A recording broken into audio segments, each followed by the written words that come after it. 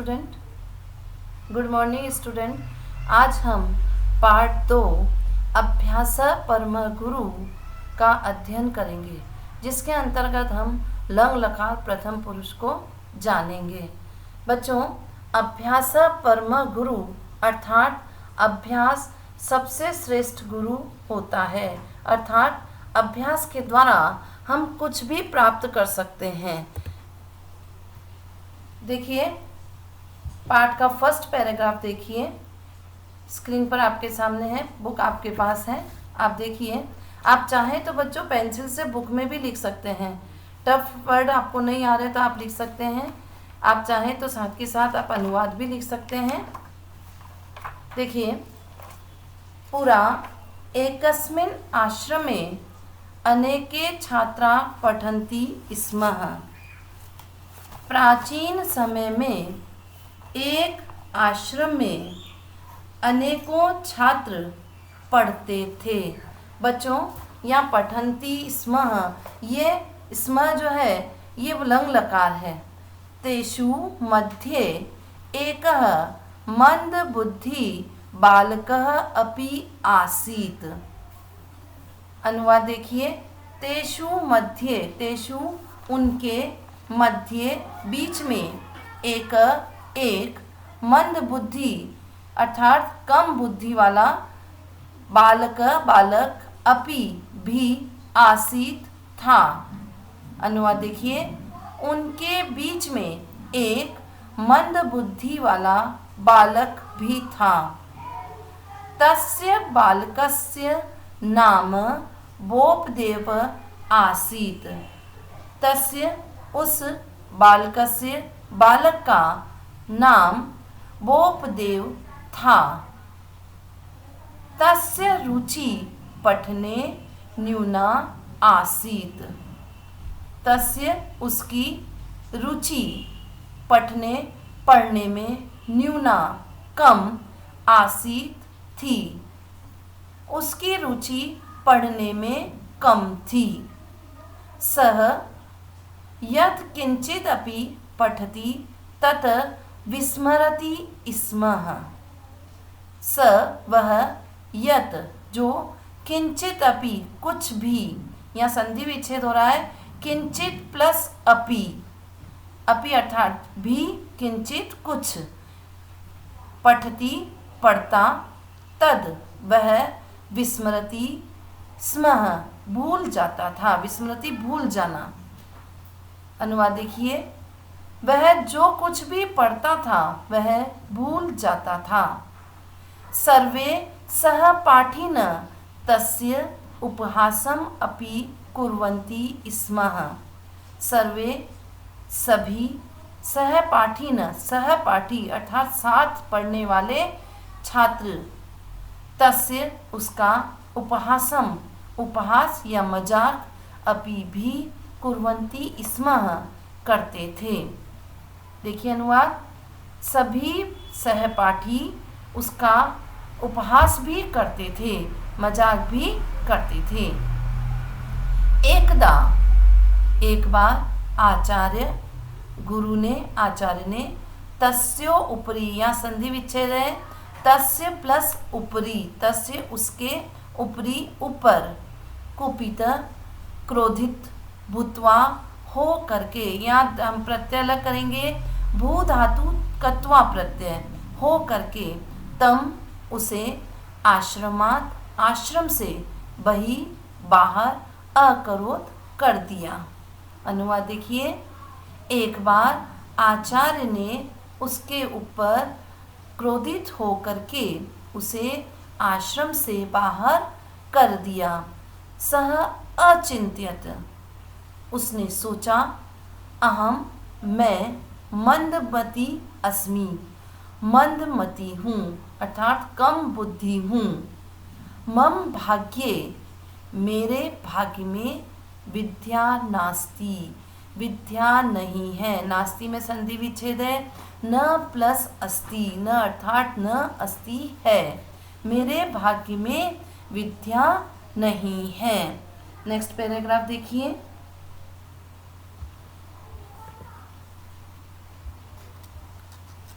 दुखित मनः सः ततः अचलत। दुखी मन से वह ततः वहाँ से अचलत चला गया, अर्थात दुखी मन से वह वहाँ से चला गया। सः इतस्ततः भ्रमणम अकरोत। सः वह इतस्ततः इधर उधर भ्रमण अकरोत करने लगा, अर्थात वह इधर उधर घूमने लगा, भ्रमण करने लगा। एकस्मिन् दिने सः मार्गे एकं कूपम् अपश्यत। एकस्मिन् एक दिने सः उसने मार्ग में एकम एक कूपम कुआं अपश्यत देखा। अनुवाद देखिए, एक दिन उसने मार्ग में एक कुआं देखा। तत्र तिस्र महिलाः कूपात् जलं निष्कास्य जलेन घटान अपूरयन्। तत्र वहाँ तिस्र तीन महिलाएं कूपात कुएं से जलम पानी को निष्कास्य निकाल के जलेन जल के द्वारा घटान घड़े को अपूरयन् भर रही थी। अनुवाद देखिए, वहाँ तीन महिलाएं कुएं से पानी निकाल के पानी के द्वारा घड़े को भर रही थी। सह अपश्यत, उसने अपश्यत देखा। यत्र जहाँ ता वे महिलाएं घटान घड़े को स्थापयन्ती रख रही स्म थी, तत्र वहाँ गड्ढा अभवन हो गया। अनुवाद देखिए, उसने देखा, अपश्यत उसने देखा, जहाँ वे महिलाएं घड़े को रख रही थी वहाँ गड्ढा हो गया। कूपात रज्वा जलपात्रम कर्षन्ति स्मः। कूपात कुएं से रज्वा रस्सी के द्वारा जलपात्रम पानी के बर्तन को कर्षन्ति खींचती थी। तत्र प्लस अपि तत्रापि वहाँ भी प्रस्तरे पत्थर पर रज्वा रस्सी के घिसने से चिन्हानी निशान या चिन्ह अभवन हो गए। अनुवाद देखिए, पानी कूपात रज्वा कुएं के द्वारा रस्सी के पानी के बर्तन को खींचती थी, वहाँ भी पत्थर पर रस्सी के घर्षण से चिन्ह हो गए। सह आश्चर्यचकित अभवत, वह आश्चर्यचकित हो गया। नेक्स्ट देखिए, अचिंत्यत च, और सोचने लगा। यदि घटेन रज्वा च प्रस्तरे चिन्हानि भवितुं शक्नुवन्ति तर्हि पुनः पुनः अभ्यासेन अहम अपि विद्या प्राप्तुं स्मर्तुं च शक्नोमि।